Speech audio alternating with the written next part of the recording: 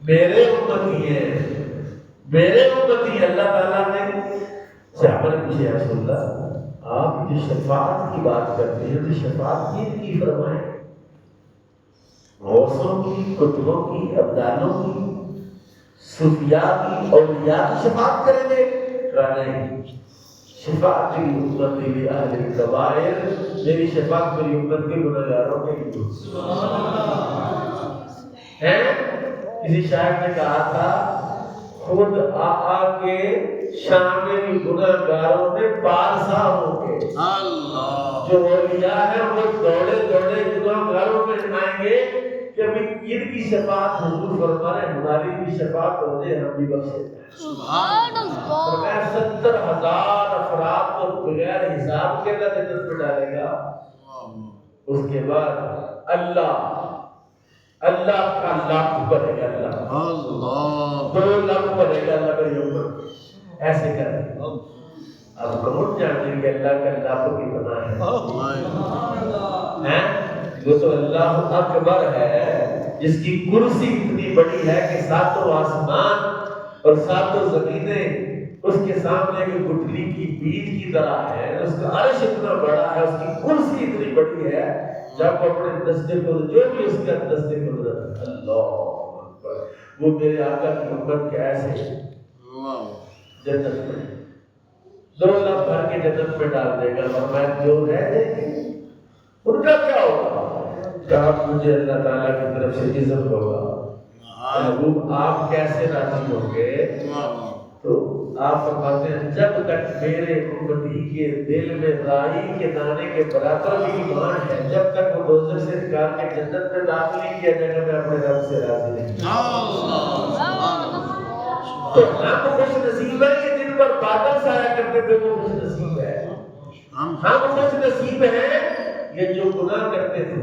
دیکھیے ذرا دیکھیے کسی کے کپڑے کو یہاں گندگی لگا، کیا حکم ہے؟ کہ کینچی لاؤ کاٹو پھینک دو، ہاتھ کی انگلی کو گندگی لگا، چھری لاؤ بگدا لاؤ کاٹو پھینکو، یعنی نجاست لگنے پر جسم بھی کاٹے جائیں گے، نجاست لگنے پر کپڑے بھی کاٹ کے پھینکنے ہوں گے۔ کہا جی لیکن میرے امتی جو ہے گندے سے گندا کپڑا بھی ہوگا دھوئیں گے تو پاک ہو جائے گا، جسم بھی گندا ہوگا دھوئیں گے تو پاک ہو جائے گا۔ فرمایا نہیں، ان کا صرف جسم دھونے سے ظاہری پاک نہیں ہوگا، یہ جب وضو کریں گے تو جب وضو کر کے یہ مسجد میں داخل ہوں گے مصلی پر کھڑے ہوں گے اللہ ان کا ظاہر بھی پاک کر دے گا، اللہ ان کا باطن بھی پاک کر دے گا۔ تو اس نبی کا ہم میلاد بنانے جا رہے ہیں، اس نبی کے نام پر جھنڈا اپنے گھر کی چھت پر لگانے جا رہے ہیں، جس نبی کی وجہ سے حضور نے کیا فرمایا جو یلزلی الارض مسجدا وطہورا، اللہ نے میرے لیے ساری زمین کو مسجد بھی بنا دیا اور ساری زمین کو میرے لیے پاک کرنے والا بھی بنا دیا۔ اب آگے سنیں، فجر کی نماز آدم پڑھتے تھے، ظہر کی نماز جناب نوح پڑھتے تھے، عصر کی نماز جناب سلیمان پڑھتے تھے، اسی طرح مغرب کی نماز کوئی پڑھتا تھا، عشاء کی نبی پڑھتے تھے نمازیں۔ اللہ نے سارے نبیوں کی ساری نمازیں اکٹھی کر کے ان کو تو کیسے پڑھتے تھے؟ اکیلا تھے، جناب آدم اکیلے نماز پڑھ رہے ہیں، جناب نوح اکیلے نماز پڑھ رہے ہیں، جناب ابراہیم اکیلے نماز پڑھ رہے ہیں۔ میرے آقا میرا ہاتھ پر گئے، دیکھا فرشتے صفے پاک کے لمبی لائن لگی، ادھر بھی آگے بہت دور تک فرشتے لائنوں میں کھڑے ہیں۔ پوچھا مالک کیا ہو رہا ہے؟ عبادت کر رہے ہیں۔ یا اللہ جس طرح عید کی صفیں بنائی ہیں میری امت کے بھی صفیں بنا ہیں، ہر مسجد میں صف بنی ہے اور صف تو مزیدار وہ خانہ کعبہ کی ارد گرد بنتی ہے۔ ایسا نظارہ کائنات میں کوئی دوسرا مذہب کوئی دوسرا دین دے سکتا ہے؟ کوئی دوسرا؟ اور پھر خانہ کعبہ میں کئی لاکھ افراد بیک وقت وہاں جماعت میں ہوتے ہیں۔ ذرا جتنے آپ بندے بیٹھے ہیں حساب دینے لگا. آپ کوئی سے کہا نہیں میری جملہ سنتے ہیں, کوئی بندے دو چار کوئی کھڑا کر کوئی ادھر تیار کون پتہ کوئی پڑھے ہوتی ہے بعد کلاس میں بیٹھے یعنی اور یہاں جاؤ یہاں باہر جاؤ وضو کر کے. ایسی امت ہے کہ 10 لاکھ افراد بھی بیٹھے ہوں گے, ہر ایک کا وضو قائم رہے گا اور کوئی بدبو نہیں مارے گا, سارے پاک ہوں گے, پاکیزہ ہوں گے, اور ایسا پاکیزہ ماحول ہوگا عرش کو چھوڑ کر فرشتے نیچے کی زیارت کے لیے آئے کی زیارت کے لیے ہیں. تو ٹائم ہو گیا نا, بات میں 2-4 بات کلوز کر کے یہ جو بات ہے کہ جناب عیسیٰ علیہ السلام کا مبشرم برسول یاتی من بعد اسمہ احمد, میں ایسے رسول کی بشارت دے رہا ہوں جو میرے بعد آئے گا, اس کا نام احمد ہوگا. یعنی عیسیٰ نے بشارت دی, حضور انا بشارت عیسیٰ, انا بشارت عیسیٰ, انا دعا جدی ابراہیم, میں اپنے نانا کی اور اپنے دادا ابراہیم کی دعا ہوں جی. انا ابن الذبیح ہے, فرمایا میں 2 ذبیح کا بیٹا, ایک ذبیح جو ہے اسماعیل ذبیح اللہ ہے اور ایک عبداللہ بن عبد المطلب ذبیح اللہ ہے. عبد المطلب کے بچے ہوتے مر جاتے, بچے ہوتے مر جاتے, بچے ہوتے مر جاتے, مدد مانی اللہ 10 پتر دے گا, 10واں ذبح کرنا ہو تیرے گا. 10 پتر پورے ہو گئے, 10واں عبداللہ آیا, میرے آقا کے والد گرامی نور مصطفیٰ کی پیشانی میں چمک رہا ہے. جو دیکھتا عبداللہ کو عاشق ہو گیا, سارا مکہ عاشق ہے. اب عبد المطلب کے امتحان خود بھی عاشق ہے, کہ چل پتر بڑے مدد مدد کر ذبح کر, سارا مکہ بند کرنا, اس کو ذبح نہیں کرنا. مدد مانی ہوئی ہے اور مدد پوری کرنی ہے اور مدد کا ادا کرنا واجب ہے, اس کو ذبح کرنا پڑے گا. سارے مکے نے احتجاج کیا کہ نہیں ذبح کرنا چاہیے. آپ کیا کریں, رائے کسی کاہن سے پوچھ لیتے ہیں اس کا کیا کریں.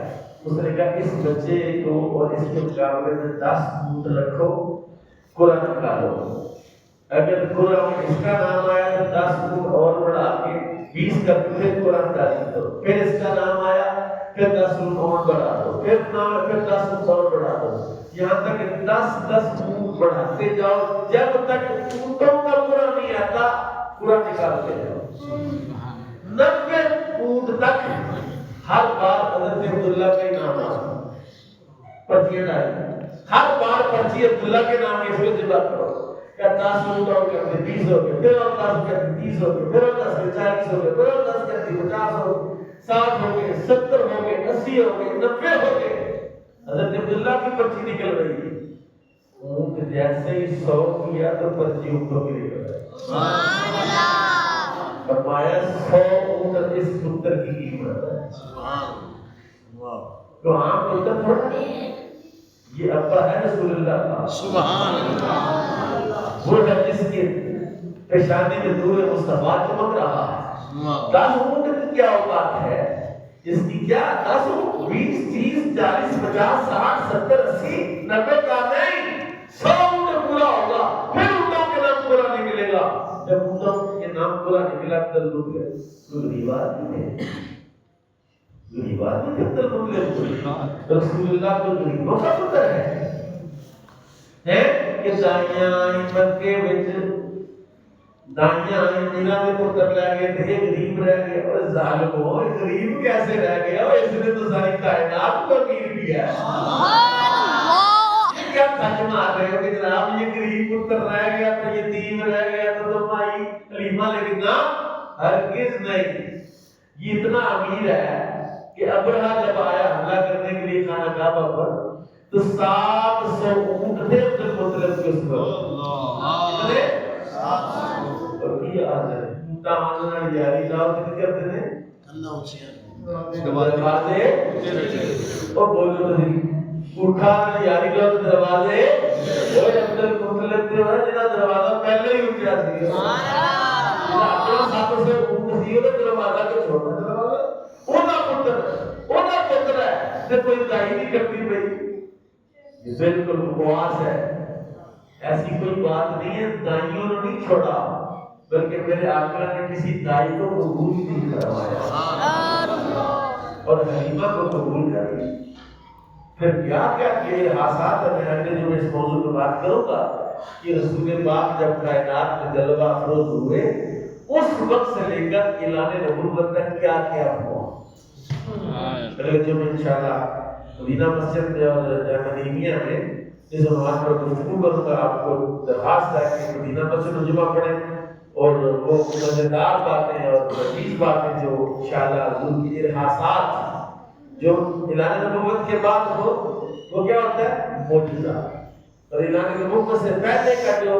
ما فوق الفطرت کام ہے اس کو ارحاسات کہتے ہیں میرے آقا کے ارحاسات لکھے ہیں بدارج نبوت والے نے اور سیرت ابن حشام والے نے روز الانف والے نے لکھے ہیں سیرت ابن اسحاق نے لکھے ہیں اور وہ انشاءاللہ بیان کریں گے اللہ تعالیٰ مجھے آپ کو آقا کی کامل محبت نصیب فرمائے آقا کے نقش قدم پر چلنے کی توفیق نصیب فرمائے اور خوب خوب خوشیاں کرنے کی توفیق فرمائے میرا ذرا تھوڑا سا دکھتا ہے نظر اس حوالے سے کہ آپ جھنڈیاں بھی لگائیں جھنڈے بھی لگائیں لیکن جو گلیوں کی نالیاں ٹوٹی ہیں جس کی وجہ سے گلیوں میں پانی گھوم رہا ہے ان کی مرمت بھی میلاد کے نام پر کرا اور اے جنہیں گرانج بڑھ گیا فاٹک گرانج تک جنہیں ٹوئے میں کوئی میلاد کے نام پر پڑھایا جا سکتے ہیں اور کہنی چٹیاں دے لینی ہیں تو 10 بوریاں سیمنٹ دیا کو 50 فٹ بجری لے کے میلاد میں پیسے دیتے یہ ٹوئے نہیں مارا جا سکتے کہتے نہیں ہوتے حکومت نے کرتے ہیں ایسے صرف چٹے ہی لانا کہ دیگوں کے پیسے کسی ایسی جگہ پر بھی لگائیں جہاں حضور کو زیادہ خوشی ہو رسول اللہ کے لیے ایسا خوشی کا باعث ہے کہ حضور کی امت کے لیے آسانیاں پیدا کی جائیں